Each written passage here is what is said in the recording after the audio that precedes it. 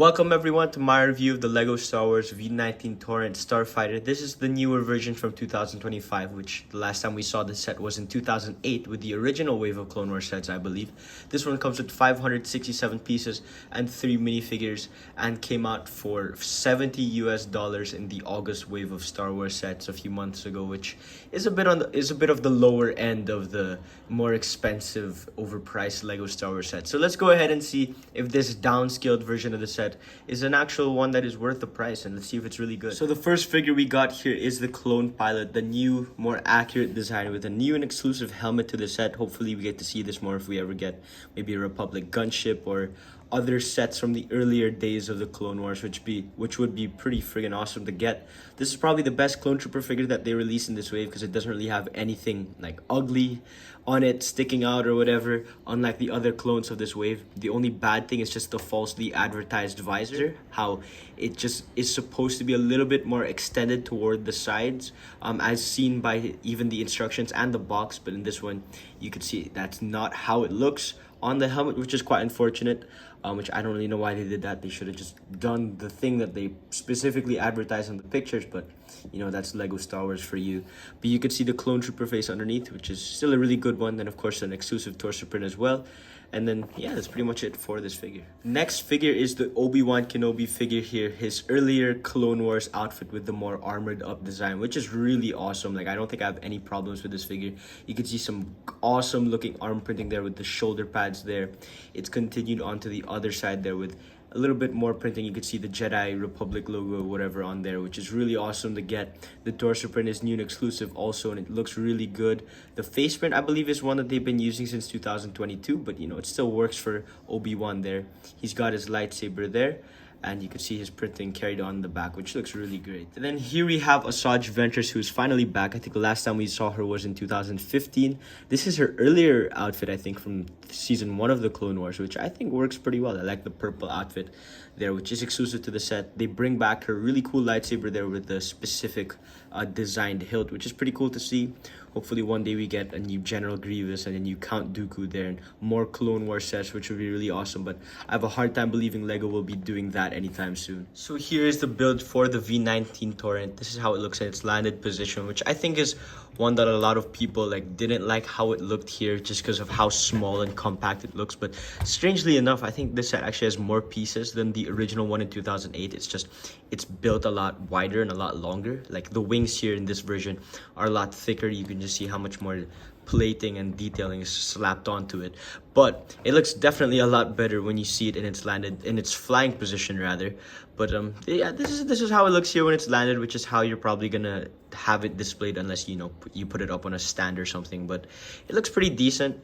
You can see how the engines here look on the back, and a lot of anti-studs there exposed, even on this side here, which I'm glad that they at least tiled some of it up so that it looks pretty good still on both sides. Of course, one looking a little bit better than the other. You could see some detailing there for the exhaust, which is unfortunately a sticker, but it's not a hard one or an annoying one to put on in particular there. You could see some of the cannons there on top of the ship, or on top of the wings rather, and then the cockpit there, which is actually a yellow one, which I believe the original one was just a clear, so I actually do like how the yellow one looks here. And then the actual winglet opening feature used to be like a one whole thing where you move the fin and then the entire wing would also go down with it, but this one you have to do it individually, so you have to move these one by one, which just goes on these little ball joints there. So you just put these little things down. There's a little bit of a Technic thing there that stops it from going down all the way too much, and then the wing part here in the back, you just drop it down because it's actually attached on a clip there, so you could see where it connects, which it will connect to another clip on the bottom there, and then it sort of locks into place, and you can see how much better it looks in its flight mode, which actually looks really good. Like, I quite love how it turned out there. It just sucks that there's not really a stand or anything you can have it posed in this way unless you make one of your own, but it still looks really great. You can see the wings there, how tiled off they look, and it looks really well done here with the different tiles here to match the little red and white pattern there. You can see the guns there, which has the stud shooter on the end and then a little bit of a barrel sticking out there. and then you get that same design on the other side, except you have a miscolored Republic logo sticker on there, which either should have been printed or you should have fixed the coloring of the white there. But you know, with Lego Star Wars and you pay a lot of money for it, they still don't want to give you the best possible thing that they could do, which I know they could do better, because they literally have done prints back in like 2007 that like perfectly match the build and the pieces that they're giving.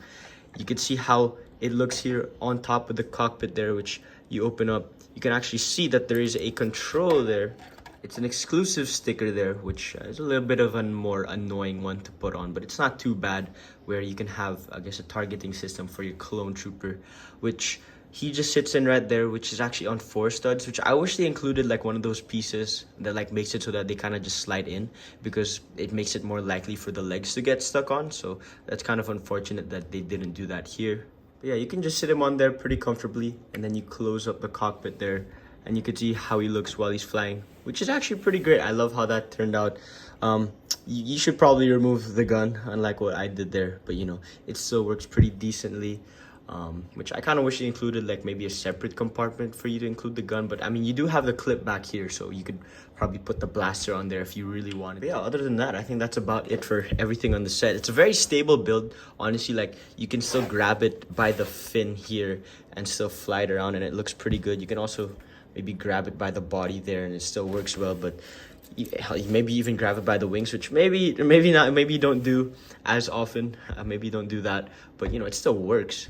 But yeah, it honestly looks pretty good in its flight mode. And then you put it in its landing position, you just fold it back up, and then you disconnect the little bottom wing there, and it will clip on to that area in the back, and there you go.